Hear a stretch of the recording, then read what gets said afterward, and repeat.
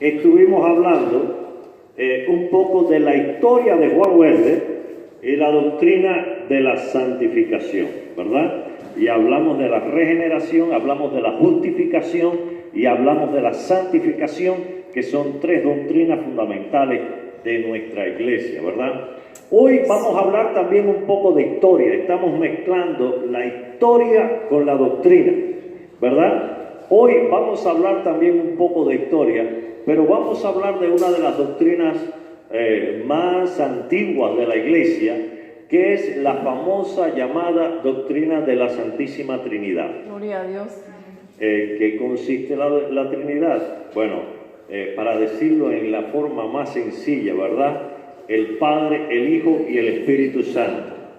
Los tres son un solo ser, un solo Dios, y cada cual tiene su propia individualidad. Eso es para decirlo de alguna manera bien sencilla. Y quiero comenzar leyendo un versículo bíblico que está en el Evangelio de Juan, capítulo 1, versículo 1. Evangelio de Juan, capítulo 1, versículo 1. Aleluya. Cuando lo encuentren ahora este primer versículo, vamos a leerlo de pie. Aleluya. En el principio era el verbo, y el verbo era con Dios, y el verbo era Dios. Amén. Ahora vamos a leerlo de nuevo. Si se me ponen de pie mejor. A ver, vamos a ponernos en pie para leer de nuevo esta porción. A ver, con Rebeca, léelo de nuevo, Rebeca. En el principio Era el verbo, y el verbo era con Dios, y el verbo era Dios. Amén. Vamos a orar. Señor, gracias por tu palabra. Te pedimos que ella glorifique tu nombre y tu Espíritu Santo le haga fructificar en nuestros corazones. En el nombre de Jesús. Amén. Y amén. Pueden sentarse. Bueno, voy a leer ahora lo que dice aquí en el libro de disciplina de nuestra iglesia.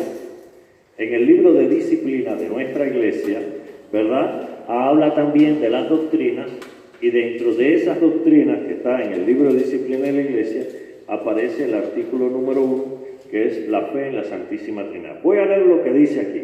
Dice: hay un solo Dios vivo y verdadero. ¿Cuántos creen eso? Amén. Eterno, sin cuerpos ni partes, de infinito poder, sabiduría y bondad, creador y conservador de todas las cosas, así visibles como invisibles. Y en la unidad de esta deidad hay tres personas, de una misma sustancia, poder y eternidad: el Padre, el Hijo y el Espíritu Santo. Eso dice la doctrina de la Trinidad. Ahora, ¿de dónde sale esta doctrina? Sale de la Biblia, de la palabra de Dios. ¿Por qué? Por una sencilla razón. No podemos hacer una doctrina basada en conceptos humanos, ¿verdad? De hecho, todas las iglesias cristianas tienen la doctrina de la Trinidad. Es solo negada y contrarrestada por algunas sectas, ¿verdad? Algunas sectas son las que combaten la doctrina y critican la doctrina de la Trinidad, pero todas las iglesias cristianas, pues por supuesto, tienen como fundamento la doctrina de la Santísima Trinidad. Ahora, históricamente, esa doctrina se acuñó en el famoso concilio, el primer concilio, el famoso concilio de Nicea. Hay discusiones si fue el primero o el segundo, porque se tiene como notorio que el primer concilio fue el concilio de Jerusalén, el que aparece en el libro de los Hechos, capítulo 15. No lo busquen, ¿verdad? Donde se reúnen los apóstoles para tratar el asunto de las leyes que le iban a solicitar al mundo cristiano gentil.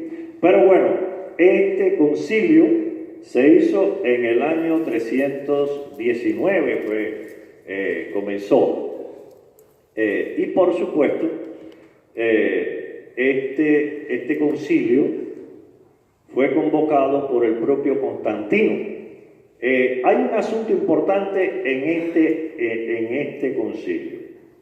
La iglesia cristiana fue perseguida desde mediados del siglo I, en el siglo II, en el siglo III el imperio romano persiguió a la iglesia cristiana. En muchas ocasiones los llevaban al circo romano, le echaban los cristianos a los leones, le daban candela a los cristianos, los expropiaban, los encarcelaban, etcétera, etcétera, etcétera, etcétera. Fueron prácticamente esos 3 siglos de persecución y de abusos y contra la iglesia cristiana. Pero a principios del siglo IV, el emperador Constantino, cuando iba a luchar por su corona, había muerto el anterior emperador y habían 2 discutiéndose la corona, Constantino y Magencio. Estaban apostados al frente a un valle. Al otro día por la mañana se iban a fajar los 2 con sus ejércitos. El que ganara heredaba la corona del imperio romano. Esa noche Constantino levantó a toda su tropa y dijo: he visto una señal en el cielo, he visto una cruz y Dios me habló y me dijo: con este signo vencerás. Y mandó a sus soldados a poner en sus escudos la marca de Cristo en sus escudos y en sus capas de combate.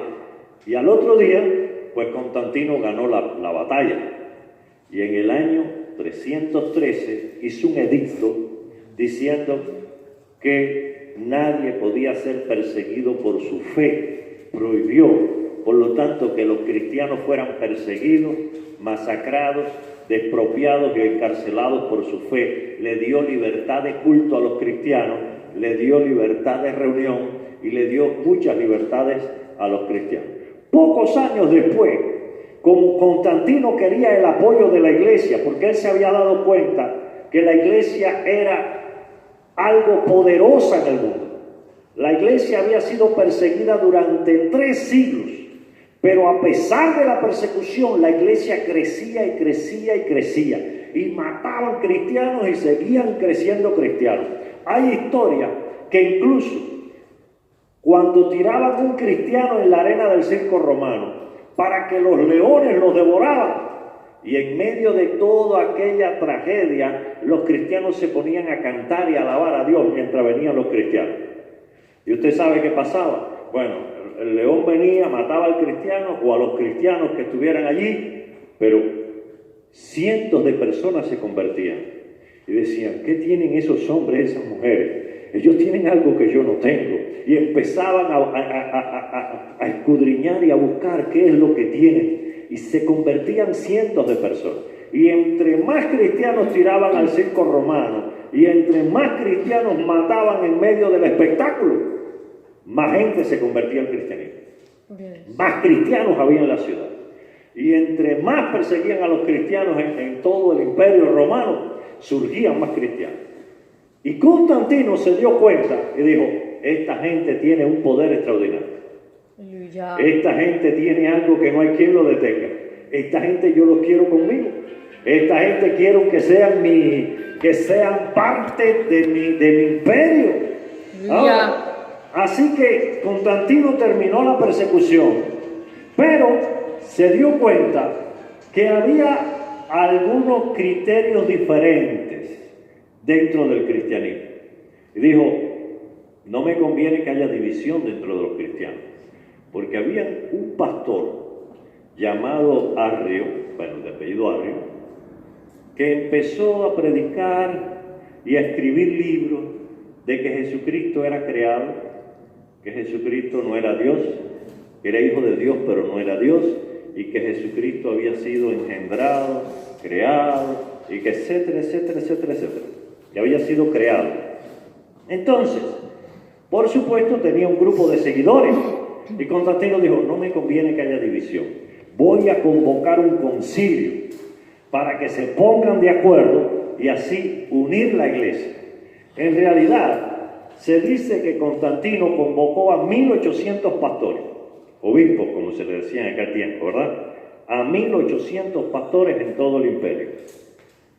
Bueno, al concilio asistieron alrededor de 300 nada más, porque imagínense que en aquel tiempo no había aviones, no había carros, no había... La mayoría de los pastores eran ancianos y tenían que recorrer largos caminos a pie, en caballo, en maltrechas embarcaciones, y era muy difícil que todos pudieran asistir. Pero de todos los obispos y todos los pastores que había convocado Constantino, unos 300 asistieron. Dentro de ellos, el hombre, el tal Arrio, que había escrito esos libros sobre que la Trinidad no existía, etcétera, etcétera, etcétera. Ahí se formó, por supuesto, una terrible discusión, pero lo cierto es que a ese Arrio luego se descubrió al final que solo 2 personas lo seguían.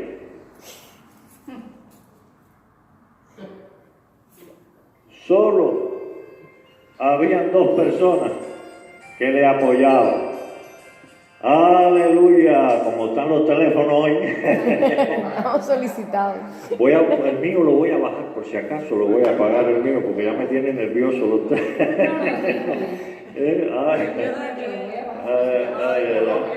No voy a hacer que el mío suene. Bueno, este es un pueblo solicitado, pastor. Aleluya, un pueblo muy solicitado. ¿Qué pasa? Bueno, volviendo al tema, al final del concilio se dieron cuenta que a Arrio solo había 2 pastores que lo seguían. El resto de los pastores estaban conscientes por la palabra de Dios que Dios es trino. Hay un solo Dios que se manifiesta en 3 personas, el Padre, el Hijo, el Espíritu Santo, y los 3 son un solo ser. Evidentemente, al final del concilio, pues escribieron, Dios es trino. Y por supuesto, Constantino, que era emperador, no pudo hacer menos que excomulgó a Arrio y a el par de ellos que estaban con él, y así, pues, supuestamente se iba a resolver el problema. Claro está, el problema no se resolvió tan fácil porque siguieron fastidiando y todo eso, pero bueno, ahí nació oficialmente la doctrina de la Trinidad. Ahora, esa es parte de la historia, es parte de la historia de la iglesia y es parte de la historia general. Sin embargo, lo más importante es que de alguna manera esto fue como hacer un concepto de Dios. Pero cuando se trata de hacer un concepto de Dios, no vale la lógica humana, no valen los conceptos humanos, no vale la filosofía. Lo único que vale es la palabra de Dios. Un gran teólogo dijo en una ocasión, solo Dios puede hablar verdaderamente de Dios. Gloria a Dios. Nosotros tenemos una apreciación de Dios. De alguna manera Dios se ha revelado a nuestra vida, Dios ha cambiado nuestra vida, Dios se ha manifestado de diferentes maneras en nuestra vida, pero nuestros sentidos son limitados, nuestra mentalidad es limitada, somos seres limitados y Dios es eterno. Por lo tanto, no podemos comprender en la totalidad la esencia de Dios. ¿Cuántos dicen amén? Amén. Ahora, Amén, amén, amén. la Biblia es parte de esa revelación de Dios al ser humano, de esa revelación que nos muestra quién es Dios y cuál es su camino y cuáles son sus verdades. Sin embargo, esa verdad de la palabra de Dios cae en un mundo lleno de criterios, lleno de pensamientos y de filosofía. Y en el tiempo antiguo, en la iglesia primitiva, cuando la iglesia comenzó a expandirse, usted sabe que nació en Jerusalén, el derramamiento del Espíritu Santo fue en Jerusalén, y ahí estaba la gran comisión de Jesús, ¿verdad? Ir a todas las naciones. Aleluya, alabado sea Dios. Ahora, Ay, santo. el Evangelio de Jesucristo llegó a Roma, llegó a Alejandría, llegó a Antioquía y llegó a todo el imperio romano llegó el Evangelio de Jesucristo. Pero dentro de todos esos lugares, había lugares donde las personas eran muy filosóficas. Se dice que Atenas, ¿verdad?, era la madre de la filosofía, la literatura y la filosofía. Bueno, el Evangelio llegó a Atenas, y no solo a Atenas, a Alejandría. Alejandría era también una ciudad donde predominaban los conceptos filosóficos, y las personas les gustaba hablar tomando en cuenta los conceptos filosóficos. Y por supuesto, cuando llega el Evangelio de Jesucristo, trataron de meter el Evangelio por el tamiz de la filosofía. Pero hubo una gran discusión entre dos grandes grupos. Unos, como los judíos, los hebreos, decían que a Dios se le conoce solo a través de la revelación. Lo que Dios nos deja ver, lo que Dios nos deja entender de su verdad, así se conoce a Dios. Pero los otros decían que a Dios se le puede conocer a través de la filosofía. Filosofando se puede llegar a conocer a Dios. Un gran debate, y lo cierto es que sea como sea, cierto es que nosotros solo conocemos lo que Dios nos muestra. Somos aptos de entender lo que Dios nos revela. Por lo tanto, este tema de la Trinidad tenemos que buscarlo en la palabra de Dios. Amén. Porque si tratamos de entender el Padre, el Hijo y el Espíritu Santo, y los tres son uno, con conceptos humanos, no lo vamos a entender. Si le tratamos de meter la filosofía humana a eso, no hay manera. Si le tratamos de meter la biología, no lo vamos a entender. La única manera de entenderlo es buscar la palabra de Dios y ver lo que Dios nos dice y aceptar lo que Dios nos dice. Amén. ¿Verdad? Así que vamos a ir a la palabra de Dios. Bueno, volvamos al versículo que leímos al principio. Dice, en el principio era el verbo era con Dios y el verbo era Dios. Bueno, la Trinidad dice que el Padre, el Hijo y el Espíritu Santo, los tres son uno, los tres son Dios. Ahora, los que niegan la Trinidad dicen que solo el Padre es Dios, que el Hijo es el Hijo de Dios, pero no es Dios, es un diosecito, y que el Espíritu Santo es una fuerza activa. Eso dicen los que niegan la doctrina de la Trinidad. Pero ¿qué dice la Biblia? En ese versículo termina diciendo, cuando habla del verbo, que no voy a hablar ahora del concepto del verbo porque es un concepto filosófico, pero se refiere a Cristo, ¿verdad? Y usted puede poner ahí donde dice verbo, puede poner la palabra Jesús. Usted puede decir, en el principio era Jesús. Y lo podemos decir de otra manera. En el principio existía Jesús. Y Jesús estaba con Dios. Y Jesús era Dios. Está diciendo literalmente que desde el principio, cuando estamos hablando desde el principio, estamos hablando cuando Dios empezó a crear, ya Jesús era Jesús. Y Jesús era Dios. Por lo tanto, hay que entender que si la palabra de Dios dice que Jesús era Dios, lo único que cabe entender para un cristiano que acepta la palabra de Dios como revelación de Dios, Jesús es Dios. Amén. ¿Lo dice o no lo dice? Amén. Jesús es Dios. Diga, ¿eh? No, pastor, yo quiero aportar algo, porque me vino a la mente de hace años algo interesante. En el concilio de Nicea, la Iglesia Católica convierte dos cosas fundamentales como dogma: el embarazo de María a través del Espíritu Santo y el concepto de la Santísima Trinidad. Pero ¿qué plantearon ellos en ese concilio? Lo digo porque yo estuve averiguando acerca de eso, que es una cosa, es algo que no se discute, se acepta como tal sin discusión. Amén, porque eso está en la Biblia. Es un dogma. Amén. Sucedió y sucedió, quedó encinta, y la Trinidad es un dogma. Dios Padre, Dios Hijo y Dios Espíritu Santo. El concepto en el Concilio de Nicea, la Iglesia Católica lo tuvo así y dijo, usted sabe que es así, que es un dogma. Y se le llamó, cuando aquello todavía no se le había puesto el nombre oficial de Iglesia Católica, No. pues, se llama la Iglesia Católica porque la palabra católico significa universal. Correcto. Y era la Iglesia Cristiana Universal, ¿verdad? Pero no era la organización que hoy existe, porque decir, no, la Iglesia Católica, no era la misma aquello, que era la Iglesia Universal a la Iglesia Católica, eran dos cosas diferentes. Hay mucha diferencia entre aquella iglesia del Concilio de Nicea y la Iglesia Católica de hoy. Pero vamos a dejar eso ahí, vamos a volver a la Biblia. Vamos a volver a la Biblia, ¿verdad? Ahora, siguiendo este patrón, volviendo a la Biblia una y otra vez para ver qué dice la Biblia de Dios, qué dice la Biblia de la Trinidad, les invito a buscar en el Evangelio de Juan capítulo 5, versículo 8. Evangelio de Juan capítulo 5, versículo 8.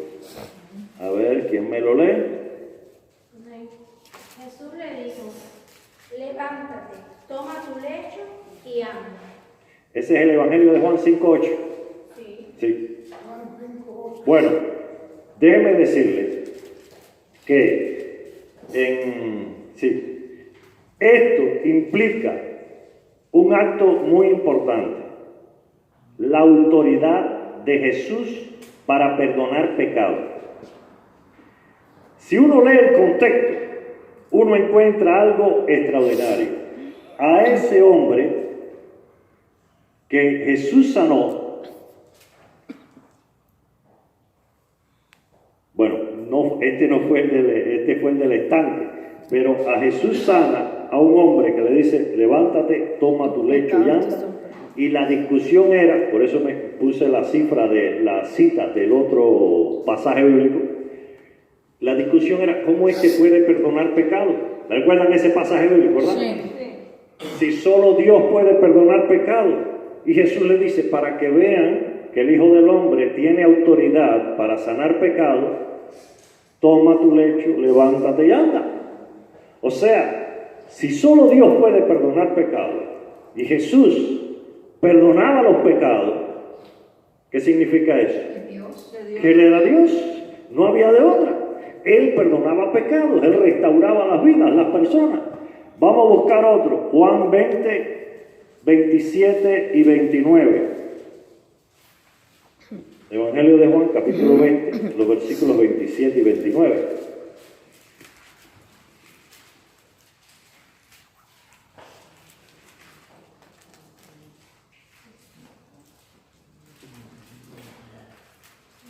Luego dijo a Tomás, por aquí tu dedo, dice, pon aquí tu dedo y mira mis manos y acerca tu mano y métela en mi costado y no seas incrédulo, sino creyente. Ya. Sigue. Entonces Tomás respondió y le dijo, Señor mío y Dios mío. Jesús le dijo, porque me has visto, Tomás, creíste. Bienaventurados los que no vieron y creyeron. Amén. Mire usted, ¿qué le dijo Tomás a Jesús? Señor mío y Dios mío. Le llamó Dios a Jesús. ¿Y qué le dijo Jesús? No, yo no soy Dios. ¿Eso fue lo que le dijo Jesús? No. Jesús le dijo, porque viste, creíste. Bienaventurados los que no vieron y creyeron. Jesús ratificó que Él era Dios. Evidentemente, la Biblia dice claramente que Él era Dios. Se portaba como Dios, perdonaba pecado como Dios, sanaba como Dios y se comportaba como Dios en todo momento. Vamos a buscar otro. El Evangelio de Mateo, capítulo 5, los versículos 21 y 22.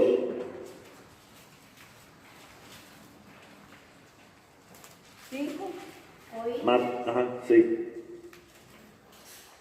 Oíste que fue dicho a los antiguos, no matarás y cualquiera que matare será culpable de juicio.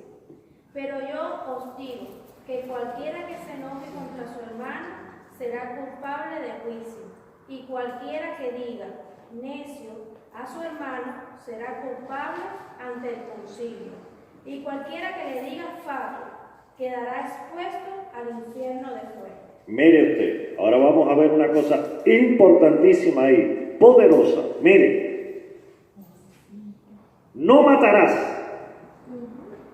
¿Dónde dice eso? La ley. En los 10 mandamientos. ¿Quién dio los 10 mandamientos? Dios se lo dijo a Moisés, pero el que le dijo fue Dios. Entonces viene Jesús y dijo, oíste que fue dicho por Dios, entre comillas, no matarás. Pero yo os digo, y modificó la ley que Dios había hecho. Si Dios da una ley, ¿quién la puede modificar? Dios. Solo Dios puede modificar la ley. Y cuando Dios dice, y cuando Jesús dice ahí en ese versículo bíblico, pero yo os digo, evidentemente se está comportando como Dios. De tal manera que categóricamente podemos decir que Jesús era ser humano, pero Jesús era Dios, ¿verdad? Otro versículo bíblico, este lo vamos a encontrar en el mismo Evangelio de Juan, en el capítulo 14, a partir del versículo 8 y 9 y 10. Evangelio de Juan, capítulo 14, los versículos 8, 9 y 10. Gloria a Dios. Gloria a Dios. Sí, Lázaro de nuevo. Felipe le dijo, Señor, muéstranos al Padre y nos basta. Jesús le dijo, tanto tiempo hace que estoy con vosotros y no me has conocido, Felipe. El que me ha visto a mí, ha visto al Padre. ¿Cómo pues dices tú, muéstranos el Padre? Aleluya. ¿No crees que yo soy el Padre y el Padre en mí? Las palabras que yo os hablo, no las hablo por mi propia cuenta, sino que el Padre que mora en mí, Él hace las obras. Amén. Bueno, evidentemente Jesús dice, si tú me viste a mí, tú viste al Padre. Sencillamente, ¿verdad? Ese es algo importante. Ahora, si seguimos con los evangelios muestran a Jesús como Dios, una y otra vez. Y podemos recordar muchos de los pasajes bíblicos cuando Jesús manda callar el viento, le dice a las olas, tranquilícense. ¿Cuántas cosas hace Jesús, verdad? Sí. Le dice a un muerto, levántate. Evidentemente Jesús tenía el carácter de Dios, ¿verdad? Evidentemente ahí estaba. Ahora, si seguimos por esa vía, podemos recordar que desde el punto de vista esencial del propósito de Dios en Jesús, Jesús tenía que ser hombre y tenía que ser Dios para cumplir su propósito. En primer lugar, tenía que ser hombre para sufrir la muerte de los hombres en la cruz. Y tenía que ser Dios para ser puro, porque solamente una persona 100% pura podía expiar el pecado de la humanidad. Amén. El Cordero inocente que pagó el precio del pecado de la humanidad. Así que para cumplir la redención del hombre, tenía que ser hombre y tenía que ser Dios. Amén. Si no era Dios, no podía salvar al hombre, porque tenía que ser puro para poder pagar el precio y la culpa. Alabado sea el nombre del Señor. Vamos a buscar ahora en las epístolas, ¿qué nos dice? ¿Qué nos dicen las epístolas acerca de Jesús? Y vamos a buscar Colosenses capítulo 2, los versículos 8 y 9. Colosenses capítulo 2, los versículos 8 y 9.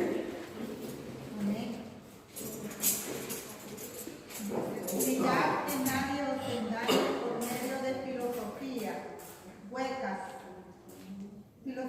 y huecas sutilezas, según las tradiciones de los hombres, conforme a los rudimientos del mundo y no según Cristo, porque en él habita corporalmente toda la plenitud de la deidad. Mire usted, ahí el apóstol Pablo, inspirado por el Espíritu Santo, dice categóricamente, hablando de Jesús, en él habita corporalmente toda la plenitud de la deidad.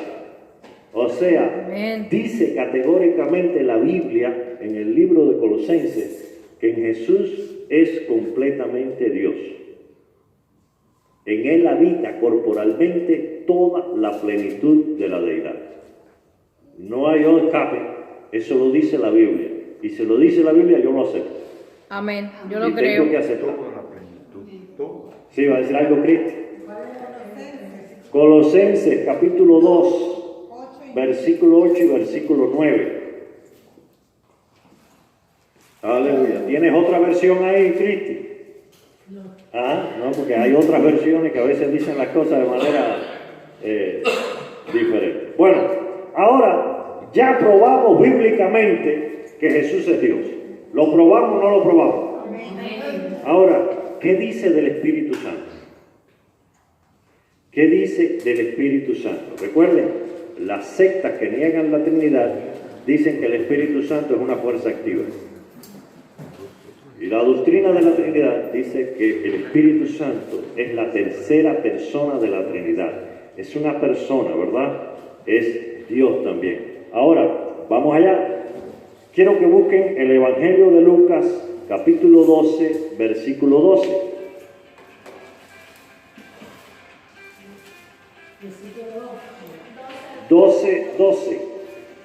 Lucas 12, 12.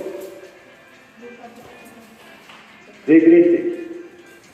Porque el Espíritu Santo os enseñará en la misma hora lo que debas decir. Amén. Dice Jesús, el Espíritu Santo les enseñará lo que deben decir. Una fuerza activa no puede enseñar. Para enseñar se necesita conocimiento. Por lo tanto, el Espíritu Santo no es una fuerza activa. El Espíritu Santo es una persona, porque solo una persona puede tener conocimiento. ¿Lo dice o no lo dice? El Espíritu Santo os enseñará. Busquen ahí Hechos, el libro de los Hechos de los Apóstoles, capítulo 13, versículo 2.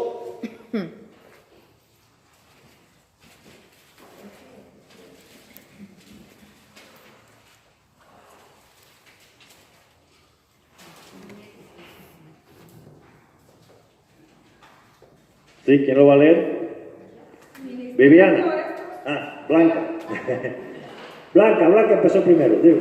Ministrando estos al Señor y ayunando, dijo el Espíritu Santo, apartarme a Bernabé y a Saulo para la obra a los que he llamado. Mire usted, mire esto, el Espíritu Santo, que dicen las sectas que es una fuerza activa. El Espíritu Santo, estaban ellos ayunando en oración y el Espíritu Santo dijo, sepárenme a Bernabé y a Pablo, que los voy a enviar a una obra. Vaya. Una fuerza activa no puede hacer eso. Tiene que ser Dios el único, en una reunión como esa, el que puede hacer eso. De tal manera, ahí se demuestra la personalidad divina del Espíritu Santo de Dios. Uno más, Efesios 4:30.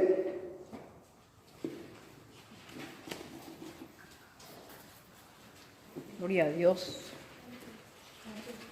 Viviana, Efesios 4:30. Y no contristéis al Espíritu Santo de Dios, con el cual fuisteis sellados para el día de la redención. Amén. Dice, no contristéis al Espíritu Santo. Si el Espíritu Santo se contrista es porque tiene sentimiento. Una fuerza activa no tiene sentimiento.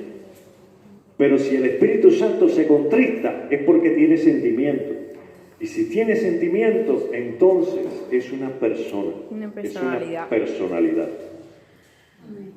Que tiene conocimiento, tiene sentimiento, tiene voluntad, tiene todo lo necesario, todas las características de una personalidad. Por lo tanto, el Espíritu Santo categóricamente se puede afirmar no es una fuerza activa. El Espíritu Santo es la tercera persona de la Trinidad.